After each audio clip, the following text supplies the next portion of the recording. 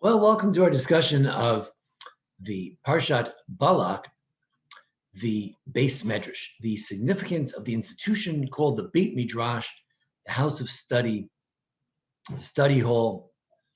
Let's learn a little bit about this institution. It's a very unique institution in religions across the world, and it's very unique to the Jewish people. So let's take a look at some of the sources about it. Here we go. So it's called the Beit Hamidrash. Midrash, you know the word midrash, midrash can mean, stories and legends and wonderful interpretations of the Torah, but it can also mean study, investigation, inquiry. Beit Hamidrash, the house where you do inquiry, it's the house of inquiry. In modern parlance and yeshiva speak, they just call it Beis Medrash. Beis Medrash. It's a sort of Yiddish. And house of study is a reasonable translation, although house of inquiry would be more exact. Okay, let's take a look at this phenomenon of the house of inquiry. First, let's see how it appears in Parashat Balak. So we know that Balaam is an evil fellow. He's trying to curse the Jews, and he's not successful. He always keeps blessing them. So he says, how fair, how beautiful are your tents, how goodly are your tents, O Jacob, your dwellings, O Israel. So there's two different types of things, tents and dwellings, that he likes. So the rabbis, of course, are interested. What's the difference? What is he talking about? Tents, dwellings. So the rabbis say in Sanhedrin 105b, Rabbi Yochanan says, from the blessing of that wicked Balaam, you can ascertain what was in his heart. God transformed the curses that he planned into blessings. He meant to say that they should not have synagogues and study halls, but instead he said, how goodly are your tents, O Jacob. What does that mean? That the divine presence should not rest upon them. That's what he wanted to say. Instead he said the Mishkot Israel. But in any event, when he said how goodly are your tents, it refers both to the synagogues and the study halls, the Batei Knesset, Beit Knesset, that's the shuls, and the Batei Medrash, that's the study halls as well. So it's part of the blessing of the Jews. Part of what's good about the Jews that brings them blessings is our study halls. Let's get a little deeper. Also, every day in our daily prayers, we quote something akin to this passage here in Shabbat 127a. Rashi says, the Ravasi said, the Rabbi Yochanan said, the great rabbi of Palestine, of Israel, he said, there are 6 matters a person enjoys in the profits of in this world, and the principle exists for the next world. You can enjoy the reward for it right here, and you also get reward in the world to come. What's that? Hospitality toward the guests, visiting the sick, right? Hope we get extra credit for that. Consideration during prayer, concentration during prayer, rising early for the study hall. There you have it right there. To rise early for the study hall. Hashkamat Beit Hamidrash. To get up early to go to the study. So we see from here, there's an idea of going to a study hall early. And one who raises his sons to engage in Torah study, children, and one who judges another favorably, giving them the benefit of the doubt. Good. So those don't appear in the daily prayers, but those are also important. Study of Torah, of course, is above them all, as we say every morning. But there's a notion of rising early to the study hall. In addition to going to synagogue and the shul, there's an idea of rising early to the Beis Medrash, specifically to the place of study. When we make a siyum, we make a completion of a tractate, as we will, God willing, next week from Sunday, for our Daf Yomi. But the Gemara quotes this in 28b as a prayer that people would say when they went into the Beis Medrash, when they went out of the Beis Medrash. They would say, I give thanks before you, Lord my God, that you have placed my lot among those who sit in the study hall, in the Beit Hamidrash. You have not given my portion among those who sit idly on the street corners. I rise early and they rise early. People who, go to the movies, they stay up late. I rise early to pursue matters of Torah and I stay up late. And they rise early and stay up late to pursue frivolous matters. I told it, etc. So we view it as our job to get up early in the morning and go to the house of study. So it's something we do early in the morning. Today, we have people who they study Daf Yomi, they study the Chavrusa before davening, 5 o'clock in the morning. Then they daven and then they go to work, or they daven, they learn, and they go to work. Megillah 27a tells us something about the significance, the relative significance of a base medrash. Now, we can say all day that base medrash is very important. But the question is, how important is it? That's the question. How does it rank on the level of priority? Rabbi Lichtenstein said, apparently Rabbi Mital said a similar thing, that you can't just say, we have Jewish values. In our school, we teach Jewish values. You have to teach the prioritization of the values. And the question is, what's more important, the shul or the base medrash? It's an important question, because it really cuts to the question, what's more important, prayer or study? Or it may involve another question, we'll see later. So Tanya goes to Rav Papi, it makes sense what Rav Papi said, not to be confused with Rav Papa. Because Rabbi Shubin Levi said in the early days of the Talmud, Beis Knesses mutar la'asos beis medrash. You're allowed to take a shul and say, we don't need the shul anymore. Let's turn it into a beis medrash. Let's turn it into a house of study. You're allowed to transform something from a house of prayer to a house of study. Study is higher than prayer, than a house of prayer. So, sometimes I think, we get into these liturgical fights, who can have an aliyah, and who gets to do this, and who gets to do that, and who gets to be the president of the shul, and we have all these fights. And the truth is, the real badge of honor is not the shul, is not the balkori, is not the chazan. The badge of honor is to study Torah. That's the real. So people who are worried about what women's roles in Judaism, in my society, women can study as much Torah as they want to, because that's the ultimate prize. Shul, what they get to do in shul, that's not as significant. That's not as more significant as what you can do in a base medrash. If the base medrash was not holier than the shul, you can't sell a shul to turn it into social law. But since the house of study is a higher level than the shul, you can sell the shul and then turn it into a base medrash. You've upgraded it instead of downgrading, because you're not allowed to downgrade. Now, the Gemara there in Megillah 27a discusses a verse in the book of Kings where they refer to the big house. And the question is, what's the big house? A shul or a base medrash? What's the biggest house? So it says over there at the end of the book of Kings that the enemies of Israel burnt the house of the Lord, house of Hashem, the king's house. They also built, there was a palace. They destroyed the palace. All the houses of Jerusalem, they destroyed the whole Jerusalem. And every great house he burnt with fire. Every great house. We talked about the palace. We talked about temple. And we talked about everybody's house. What does it mean, the great house? What is that referring to? What's the great house? We welcome our other student here. Who's on the line there? 485? When you have a chance, you can identify yourself.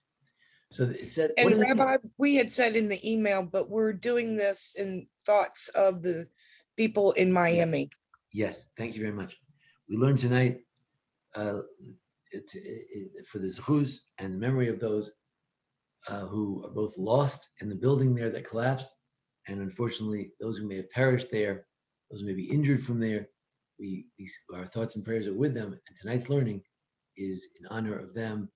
Their neshama should have an aliyah. They should have a foreshame. We should be able to find a few more people. God should be and help and bless those who are still looking for their loved ones, and they should turn up. And Mirz Hashem, they hope those who they thought were there were not there.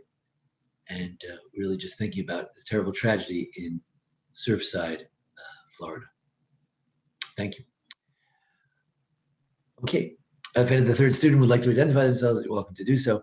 I'm going to continue. So it says the house of the Lord, everybody knows what that is. The house of Hashem, that's the temple. The king's house, that's the palace, the palterin. Everybody, that's clear. Houses in Jerusalem means houses in Jerusalem. And he burned the whole city. But what does it mean, every great house he burnt with fire? What's the great house? Rabbi Yochanan and Rabbi Shubin Levi, the two great rabbis in the early Talmudic period in Palestine, the early Gemara period, disagree about the meaning of the great house. One says it's referring to the place where the Torah is made great, the study hall, the Beis Medrash, where you take Torah and you say, you think it means this? I'll tell you it means that. That's the Beis Medrash. And the other one said, the other rabbi, I'm not sure which one, it's referring to a place where prayer is made great. Where do we take prayer, which is a puny thing, and turn it into something really great? In a shul, Chazan sings a beautiful melody, turns a small prayer into a big, beautiful prayer. That's the shul. So what's the great house? I think it's the same debate. What's the great house? Is the great house the Beis Medrash, or is the great house the shul? So they say, we can prove from the previous slide, because we said that Rabbi Shub Levi said you can knock down a shul to build a Beis Medrash. You can change the shul into a Beis Medrash. So we see that the Beis Medrash is higher than the shul. So obviously when it said the great house, that was probably Rabbi Shub Levi, not Rabbi Yochanan. He's probably the one. Rabbi Yochanan probably said that the shul was more important. So it's very interesting. Rabbi Shub Levi, we usually associate with davening, Rabbi Yochanan with Torah, but they reverse it. One says, no, the shul is more important. The other one says, the Beis Medrash is more important. But the point is that if you think a shul is important, the Beis Medrash is either equal or even more important than that. Generally, is assumed, like Rabbi Shub Levi, the Beis Medrash is more significant. Why? We'll find out later. Now, we talked about early in the morning as a time for the Beis Medrash, but we have other evidence as to when people used to go to Beis Medrash. Now, if you're very pious and if you have a lot of students, like the Ramchal, Rabbi Luzzato's yeshiva in Italy, or in Volozhin, you could set up a rotation so the Beis Medrash is always filled with people, 24 hours a day. That's not normal. People like to go to sleep. People work. So what are the hours of the Beis Medrash? You can't have study all the time. What are the hours? After all, according to the Rambam, everyone's supposed to work sometime. So what are the hours? So we have a few things of evidence, pieces of evidence about when they used to do it. Why does one not read writings on Shabbos? You're not supposed to read the scriptures on Shabbos. It's fun to read the scriptures. You read Kohelet, Proverbs, Tehillim. It's very enjoyable. It's very enticing spiritually. But you're supposed to be studying deep Torah, like, Bava Metzia, Bava Kama, something serious. So you shouldn't read the writing. The rabbi said you shouldn't read the writings on Shabbos due to the suspension of the Torah study in the study hall. People have to be in Beis Medrash. We don't want them wasting their time on Tehillim. Tehillim is very nice, but it's not the highest level. So Rav said the only time it's prohibited to read from the writings on Shabbos during the hours of study in the study hall. That's in the hours of the Beis Medrash. But when it's not during the hours of study, then you can read them. And the other one said, no, even when it's not the hours of study, you're not supposed to read writings on Shabbos. Shabbos is for high-level Torah, not for Tehillim. Tehillim you can say anytime. Say in the middle of the night. The Psalms are for the middle of the night. Regular Torah study, studying Chumash and Tanakh, other things, that's supposed to be done on Shabbos. So we see that there's an official study hall time, Beis Medrash time. So there is such a thing as that time. Now, the Tosefta is a wonderful book. It was written ostensibly at the same time as the Mishnah, but some of the Toseftas are written later. But it definitely reflects ancient literature and the original passages about things that went on in the Mishnaic times, which is toward the end of the destruction of the temple, and also a little bit before that. So Rabbi Yeshua ben Chananya said, it's quoted in the Talmud as well, but there's a little more fleshed out form. Yeshua ben Chananya was a rabbi who must have lived back in the days when the temple was still around. He said, all the days of rejoicing at the water drawing, our eyes had no sleep. When I used to go to the celebration of the Simchas Beis HaShoeva, the joyful celebration of the drawing of the water, the rabbinic idea, the Talmudic idea that you should pour water on the altar on Sukkot, and they used to draw the water and they stay up all night with parties and rejoicing. On those days of Sukkot, we didn't sleep all day or night. So what did they do? We went to the synagogue, then to the college. That's the translation over here. It means Beis Medrash. They went to the house of study. So somewhere around Jerusalem there was shul, which is interesting. There was a shul. They went to the Beis Medrash. Then the additional prayers, that additional prayer, the Musaf, and then they ate and drank, and then the afternoon prayers, and then they had the evening sacrifice. Again, we're talking the days when there were sacrifices. There were also shuls, and there were also Beit Hamidrash. There were places of study, the college, and then to the evening sacrifice, and then the rejoicing of the water drawing. So there's an idea that you have the morning sacrifice, you go to shul, the daven, then you have Beis Medrash most of the day, then you have the mincha in the afternoon, the musaf in the afternoon, you eat and you drink, afternoon prayer, and then the evening sacrifice, and then you rejoice all night. So we see the schedule, and that part of the schedule was a shul. It's interesting, they had shuls in the days of the Beit Hamidrash. They They had a base medrash, they had a place to study. Now, there's a story that's told in Chagiga, but I'm going to quote from the Tosefta in Chagiga. It says the Sanhedrin, the great assembly of 71 rabbis, they would gather on a regular day. They would work from the morning sacrifice to the afternoon sacrifice, till about 3:30. Shabbasim Tovim. If it was Shabbos Yantiv, so Nichnosim leBeis Hamidrash Ba'arbais, they went to the Beis Medrash, the house of study that was on the Temple Mount. Here we learn that on the Temple Mount there was a Beis Medrash, in addition to the Beit Hamidrash. And initially they had a question. If they know the answer, they would say. If not, they would stand up and take account. What's the answer to the question?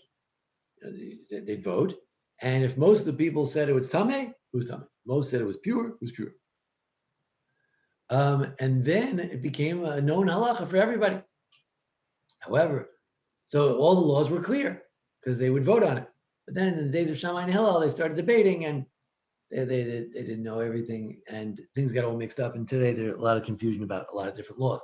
But that's one way of looking at it, by the way. There are other ways of looking at that. But you could also say Torah flourished after Shammai and Hillel, and therefore there was a lot of this discussion because it wasn't so simple anymore. They were asking more fancy questions. But anyway, this is a classic way of telling the story, that they would vote on things. But the point is, for this lecture, is that they would go to the Beit Hamidrash, the house of study on the Temple Mount. And if I was on the Temple Mount, I would want to go to the temple. But no.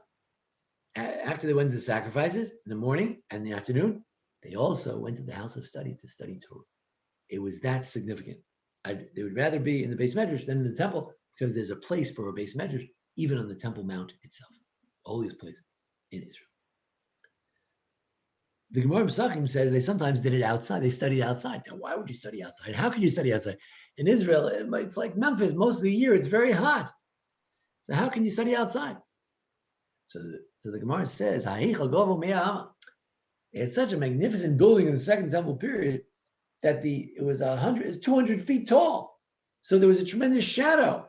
The shadow was tremendous. It would go for 1,000 feet to the whole plaza of the Temple Mount. Temple Mount is very large. The temple is small compared to the Temple Mount. And since it was a very large area, if you look today at the Temple Mount from the Dome of the Rock till the Al-Aqsa Mosque, it's a huge area. You can have thousands of people there. And Rabbi Yochanan would give a lecture in that shadow. So the question is, isn't he using the Temple Mount? He's using the temple walls. You're not supposed to use the temple walls. It belongs to the temple. It's trespassing. So they say, nah, it's just a feeling, it's just a shadow. It's not, it doesn't count. But anyway, the point is that he was teaching on the Temple Mount. So the question, I thought we had a Beis Medrash. We have a Beis Medrash. Why is he teaching outside? So the answer is Rabbi Yochanan ben Zakkai, when it was still a temple, he taught on the Temple Mount. So why didn't he go in the Beis Medrash? There was so many people that no Beis Medrash could hold that many people. Today we have Beis Medrashes that have Lakewood and other places, Mir, they have 1,000 people in a basement. But in those days, they probably couldn't even construct such a thing. They couldn't make a big roof like that. They just didn't have buildings like that. If you look at archaeology, they have small houses. The whole house is the size of this room. They didn't build big buildings. That's why they usually had an open coliseum. I believe it's because they weren't very good at roofs. I could be wrong, but in any event, the point is nobody, whether for whatever reason, they didn't have houses big enough for all the people who wanted to come to Rabbi Yochanan ben Zakkai's lecture. So he would lecture in the shadow, and everybody would stand there, thousands of people. Like today, you see all those people bowing down on the Temple Mount. Then it was all these people sitting and standing or sitting and learning from Rabbi Yochanan ben Zakkai on the Temple Mount. So this is not an example of Beis Medrash. Sometimes you had to have the auxiliary of the Beis Medrash, namely the plaza, to study outside because there was no room in the Beis Medrash. But it's still the idea of learning at the Temple Mount. The Temple Mount is a place of Sanhedrin where they decided laws, had court cases. The Temple Mount has a place where there's a Beis Medrash. It's a place of learning. There's no disconnect between the learning and the prayers and the sacrifices. Rambam, the laws of prayers, codifies what we learned in Megillah before. A house of study is superior to a synagogue. Eminent sages, notwithstanding that there were many synagogues in their towns, like Rav Ami and Rav Asi, the great rabbis of early Palestine, only prayed in the places where they were engaged in the study of Torah. Wherever Rav Ami and Rav Asi studied, that's where they prayed. It's understood the congregational services are also held there. You can have a minyan in the Beit Hamidrash, but they preferred to pray in the Beit Hamidrash because since they learned there, they wanted the learning and the davening in the same place because it's a very inspirational place to be. So, but he says it very clearly, codifies it, Rabbi Shua ben Levi's idea from before, that a house of study, a Beit Hamidrash, is superior to a synagogue in terms of sanctity. Why? We'll see in a few minutes. The Shulchan Aruch codifies this as well. A permanent study hall is more holy than a synagogue. And it's a mitzvah to pray in it more than in a synagogue. So this is a problem because like in Memphis, you have the academy minyan. So that's the Beit Hamidrash, the house of study. Where we daven, and now we're davening the social hall. Even if we're in a sanctuary is not a Beit Hamidrash. Now we had the chapel on ECH, so that was a Beit Hamidrash, and it was also a place of study. So it was both. Of course, in our synagogues we do teach a lot, so it becomes a Beit Hamidrash. So I'm not sure that our synagogues might not qualify as a Beit Hamidrash because we give lectures, we give drushos, we give speeches, maybe. But in any event, and it's a mitzvah to pray there, and this is as long as you will pray there with 10. You should try to have, don't go davening by yourself in the Beit Hamidrash. Go to the shul where they have a minyan. But the Ramah, the Rav Moshe Isserles, the Ashkenazic rabbi, says no. There are those who say that even without 10, it's preferable to pray in a permanent study hall. If you have a study hall, go daven there. You don't need a minyan. Specifically regarding one whose Torah is a livelihood, doesn't engage in other activities outside. If you're like Rav Ami or Rav Asi, the greatest rabbis in Israel in the days of the 3rd century, students of Rabbi Yochanan, and you're learning Torah all day. So you could daven in the Beit Hamidrash, even though everyone's davening with a minyan in the shul. But if you're just a plain Jew, you go to minyan, you have to go to shul. Goes for Ben Yonah, etc. And even so, one should not accustom himself to do so in order that the common people, learn from him and go to ignore the synagogue. If you take this approach, I'd rather daven I have a little study in my house, so I'll daven in my study every morning. If you do that, they'll say, Rabbi Finkelstein doesn't daven to a minyan. I don't go to a minyan either. So nobody's going to go to minyan. Now we can't do that. The Rosh said that in the Tshuva, and his son, the Torah, quoted it. And certainly one should not occupy oneself with Torah in a synagogue at the time when the community is saying forgiveness prayers. No, it's true that the house of study is more important than the house of prayer, which implies that Torah study is more important than prayer, which maybe would mean that while you're davening, everybody's going singing, they're singing along. Maybe you say, while they're singing, I'll learn because learning is more important. He says, no, that's not good. If the community is saying prayers, you shouldn't look like you're ignoring the prayers. You don't like the prayers. You don't take them seriously. You got to show the crowd that davening is important, even if Torah might be more important. So it's true Torah is more important, but we have to be careful not to give the impression that shul is not important or that you shouldn't go to minyan. Now, this notion of Beit Hamidrash has a certain utility. So there's a beautiful little poem there in Derech Eretz Zuta. Derech Eretz means, to be nice to people. So there's a Masechta, there's a little tractate, the post-Talmudic tractate. It was written after the Talmud was written, although it's alluded to in the Talmud. And although the Talmud is alluding to might be a little different than the one we have, but in this little tractate, it talks about how to be nice, how to be polite, nice. So there's a regular Derech Eretz Zuta, there's a small Derech Eretz book. So in chapter 9 of the small one, it says, it's a long poem about things you should love and things and why. You should love the shul, so you get reward for it, for daily reward for coming to shul. Haviyov is a Beit Hamidrash, you should love the Beit Hamidrash. You know why? If you go to Beit Hamidrash, your children will love Torah. Copying the example of their parents. I know people here in Memphis, they go to study every night. Sure enough, the children grew up, they're going to Morosh HaKolah, they're going to learn Torah because they saw their parents valued Torah, they went to learn. Just another example, since you love the poor people, hopefully in the merit of that, your children will not be poor themselves. Although, things tend to go around. So one day you're the rich person, somebody else is poor. Next generation, it could reverse. But in any event, for our purposes, the important point is that if you go to Beit Hamidrash, you set an example for the children that's important. Not only that, it's important to learn. Some people, they learn in their house. If you go to learn in the Beit Hamidrash, it shows that, where's Dad? Dad went to learn in the Beit Hamidrash. You can't get too carried away. If the father's always in the Beit Hamidrash, He'll never see his children. Children won't know where he is, and they'll resent the fact that he's always doing this other crazy thing. But if they see every night he goes for an hour, 2 hours to the Beit Hamidrash, then they know. So learning must be very important. I see he always goes there to learn. Now, what goes on in the Beit Hamidrash? So we usually say it like this: "Ein Beit Hamidrash lo chidush." There's no such thing as a house of study that doesn't have something new. There's always something new in there. The actual statement is slightly different, and here it is. Sages taught there was an incident involving Rabbi Yochanan ben Broka, who I believe, and Rabbi Elazar ben Chisma, two rabbis, when they went to greet Rabbi Yeshua in Pekin. Rabbi Yeshua was in Pekin. Pekin is the city which always had Jews in it. From the day of the Talmud to today, there were always Jews in Pekin. There's still a few Jews left in Pekin, mostly Arabs, but there are always some Jews in Pekin. It's the one city where we never got kicked out. We always did. Rabbi Yeshua said to them, so they went to see the great rabbi, Rabbi Yeshua. So Rabbi Yeshua said, what chidush was in the Beit Hamidrash? What novel idea was taught in the Beit Hamidrash in the house of study? They said, where you want to know what we learned? You're the rabbi. Where we drink your water.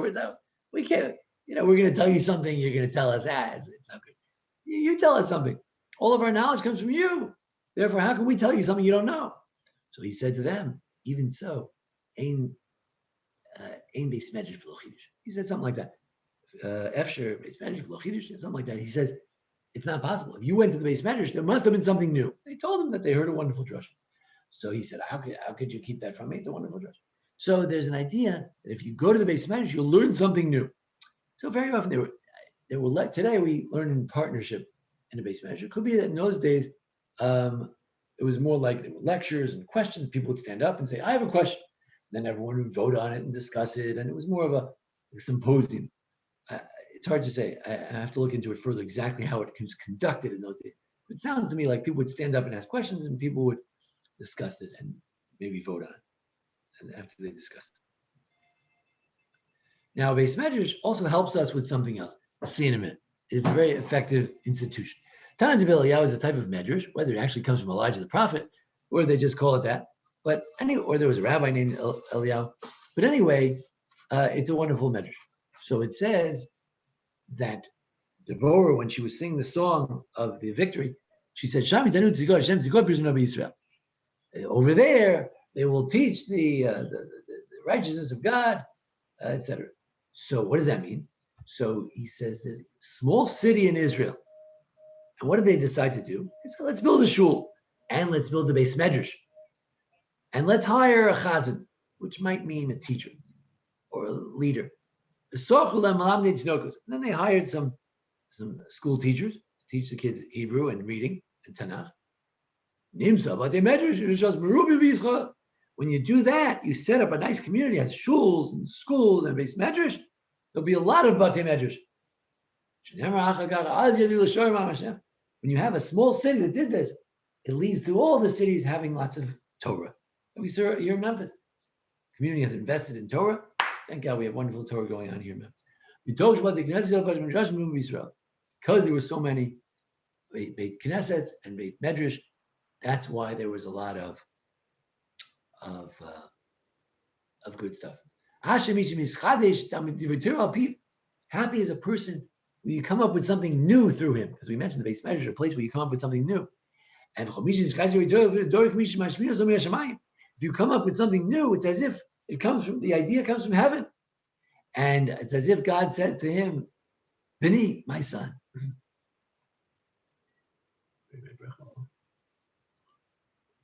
Build the Beit Hamidrash.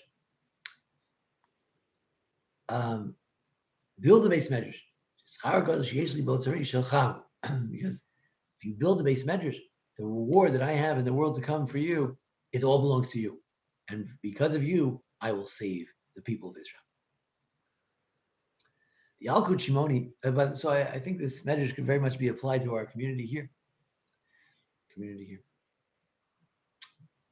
Yalkut Shimoni is a collection of midrashim of the Middle Ages, and it's on Bamidbar 23. This week's parsha, Kin Chalim Nitayu, that Balaam compared the Jewish people to like rivers. So but then we mentioned before Matot Yaakov that the tents are the synagogue. So apparently he's talking about rivers and he's talking about shuls and Beit Medrash. He's talking about the house of study. What's the comparison? What's the relationship of a river and a Beit Medrash?